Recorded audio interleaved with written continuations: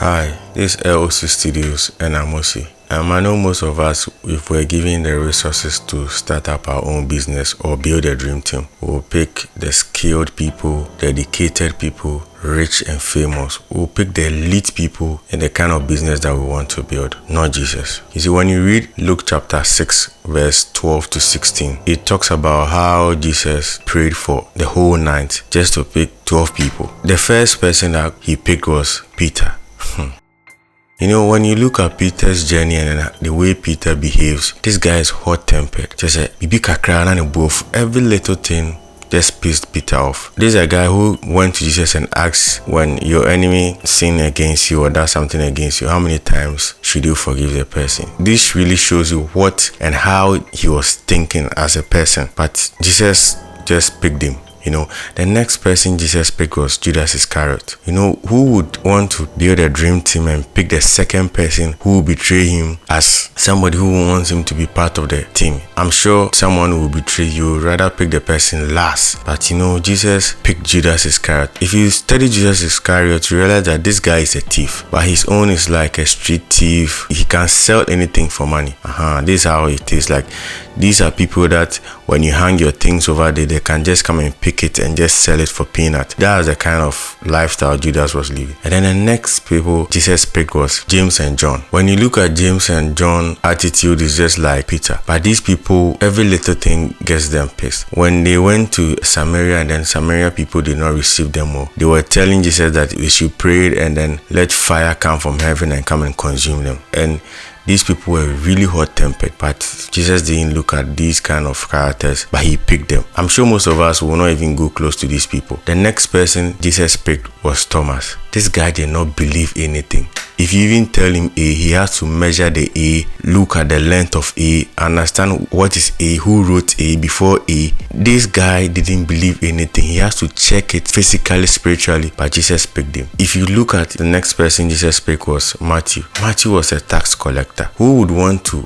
add a tax collector to a non-profit organization? Who would want to add Matthew to his team? This guy is collecting tax from the people. For you to collect tax in those days, you would need to be very wicked and just take the money, because you just didn't care. You live with the people, but you did not care for the people. That's how Matthew was. And the rest were fishermen. You see, when you look at all these people Jesus picked, you didn't know what kind of dream that he wanted to build. And these rest of them that they were fishermen, none of them was educated, none of them was anything that you could even think of adding it to your own dream team, but Jesus picked them. This shows that Jesus was not looking for the educated, skilled, famous, or rich people, or even soldiers. He didn't pick those kind of people, but he was looking for loyal people. You see, from this story, and then I realized that if God did not pick these people, what kind of people was God looking for? What kind of people he wanted to impact? Then I realized that he picked people who are loyal, who are committed to something, because it is not easy to be committed to one thing for a long time. It is not easy to be loyal. And from all these things, that the kind of disciples Jesus picked, I realized three things about this story. Number one, loyal men are committed. Skilled men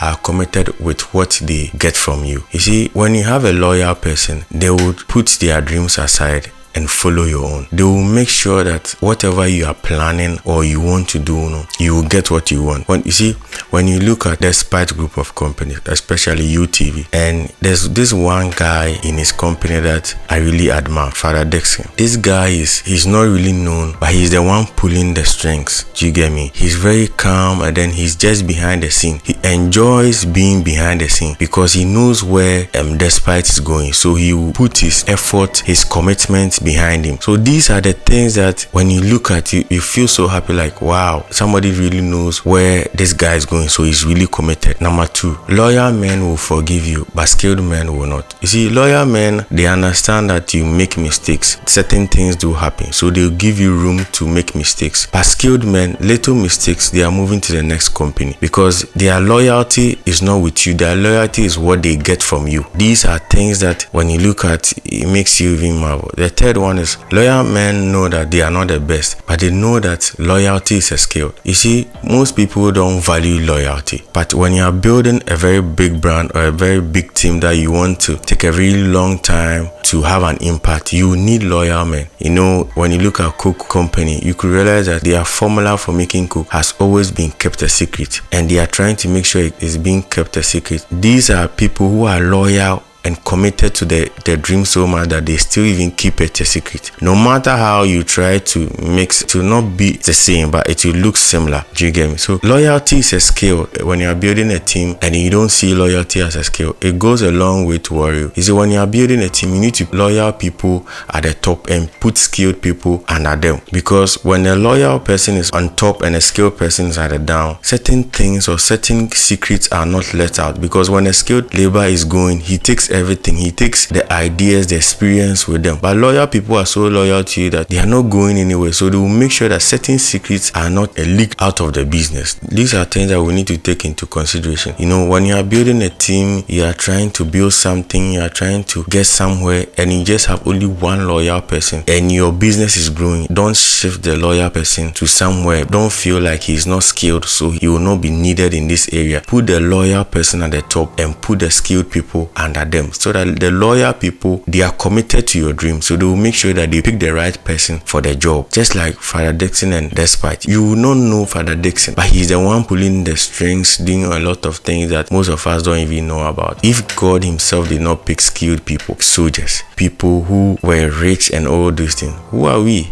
Who am I to even think about putting skilled people at the top and letting loyal people be at the down? You will fail. So always put skilled people at the down and loyal people at the top. Let the loyal people be close to you. Let the loyal people be your secretary, be your PE, be people that they are really close to you. When you look at certain kind of big business, you realize that when the manager or when the CEO is going, they go with their secretary. They don't go and pick another secretary, because the secretary understands them so much that they go with them. You don't move and then you leave your dream team behind. You will fail. Remember, loyalty is a skill. Keep quiet. Focus on God. Thank you.